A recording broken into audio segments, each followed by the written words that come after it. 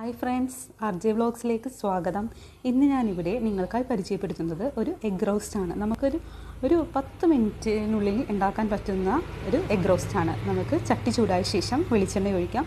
ഇനി ഇതിലേക്ക് ഞാൻ ഒരു 1/4 ടീസ്പൂൺ പെരിഞ്ജീരകമാണ് ഇട്ടേക്കുന്നത്. നമുക്കിത് നന്നായി പൊട്ടിയ ശേഷം നമുക്കിതിലേക്കൊരു കുറച്ച് 1/4 കഷ്ണം ഇഞ്ചി അരിഞ്ഞത് ചേർക്കാം. പിന്നെ നമുക്കിതിലേക്ക് ഞാനൊരു 4 വെളുത്തുള്ളി ചെറുതായിട്ട് അരിഞ്ഞത് ചേർത്തിട്ടുണ്ട്.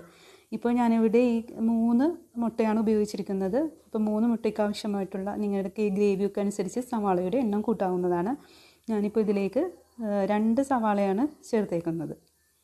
സവാളയും പച്ചമുളകും വേപ്പിലയും ചേർത്ത് നമുക്ക് നന്നായിട്ടൊന്ന് വഴറ്റിയെടുക്കാം. അതിപ്പോൾ ഏകദേശം ബ്രൗൺ നിറമായി വന്നിട്ടുണ്ട്. നമുക്കിനി ഇതിലേക്ക് ആവശ്യമായിട്ടുള്ള പൊടികൾ ചേർക്കാം. ഞാനിപ്പോൾ ഇതിലേക്ക് 1/4 ടീസ്പൂൺ മഞ്ഞൾപ്പൊടിയാണ് ചേർത്തേക്കുന്നത്. ഇതൊന്ന് നന്നായിട്ടൊന്ന് ഇളക്കിയെടുക്കാം.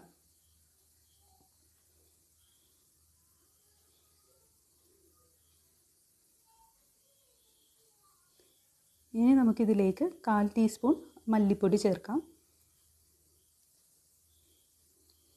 മല്ലിപ്പൊടിയും ചേർത്ത് നമുക്ക് നന്നായിട്ട് വഴറ്റിയെടുക്കാം. ഞാൻ ഇതിലേക്ക് 1/2 ടീസ്പൂൺ മുളക് പൊടിയാണ് ചേർക്കുന്നത്. സാധാരണ മുളക് പൊടിയാണ് ചേർക്കുന്നത്. നിങ്ങൾക്ക് എരിവിനനുസരിച്ച് 1 ടീസ്പൂൺ വരെ ചേർക്കാവുന്നതാണ്.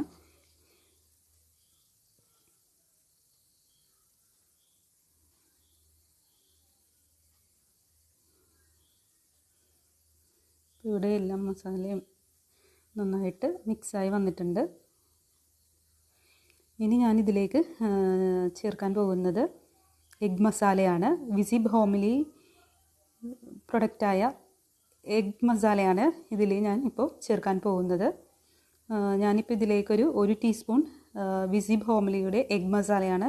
ഇപ്പോൾ ഇതിൻ്റെ ഏത് പ്രൊഡക്റ്റും സാമ്പാർ പൊടി, മല്ലിപ്പൊടി, മസാലപ്പൊടി എല്ലാം വളരെ കറികൾക്കൊരു പ്രത്യേക ടേസ്റ്റാണ് ഇത് ചേർക്കുമ്പോൾ. നിങ്ങൾക്കും ഈ മസാലപ്പൊടി ഒന്ന് ട്രൈ ചെയ്യാവുന്നതാണ്.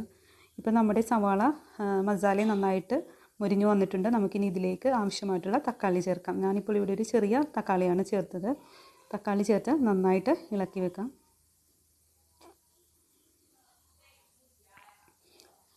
തക്കാളി എല്ലായിടത്തും പിടിച്ചിട്ടുണ്ട്. നമുക്കൊന്ന് തക്കാളി വേവുന്നത് വരെ അടച്ച് വെച്ച് വേവിക്കാം. ഇപ്പോൾ തക്കാളി ഒരുവിധം വേവായി വന്നിട്ടുണ്ട്.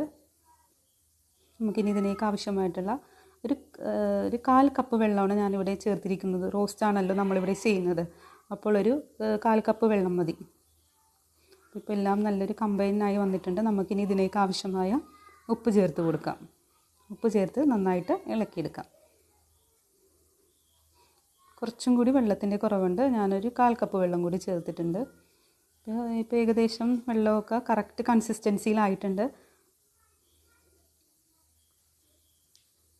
ഇനി നമുക്ക് മുറിച്ച് വെച്ചിട്ടുള്ള മുട്ട പുഴുങ്ങിയത് നമുക്കിതിലേക്ക് ചേർത്ത് വയ്ക്കാം.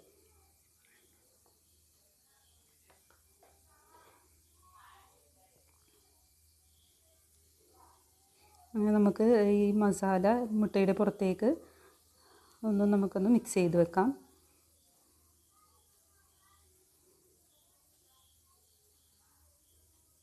അങ്ങനെ നമ്മുടെ രുചികരമായ എഗ് മസാല ഇവിടെ റെഡി ആയിട്ടുണ്ട്. ഇത് ഞാനിപ്പോൾ ഇവിടെ കഴിക്കാൻ പോകുന്നത് അപ്പത്തിൻ്റെ കൂടെയാണ്. അപ്പം, ചപ്പാത്തി, പുട്ട്, ഇടിയപ്പം ഏത് ഐറ്റം വെച്ച് ചോറിന് വരെ നമുക്കിത് ഉപയോഗിക്കാം. അങ്ങനെ വളരെ ടേസ്റ്റി ആയിട്ടുള്ള മുട്ടക്കറി ഇവിടെ റെഡി ആയിട്ടുണ്ട്. നിങ്ങൾക്ക് എൻ്റെ ചാനൽ ഇഷ്ടമാവുകയാണെങ്കിൽ എൻ്റെ ചാനലൊന്ന് സബ്സ്ക്രൈബ്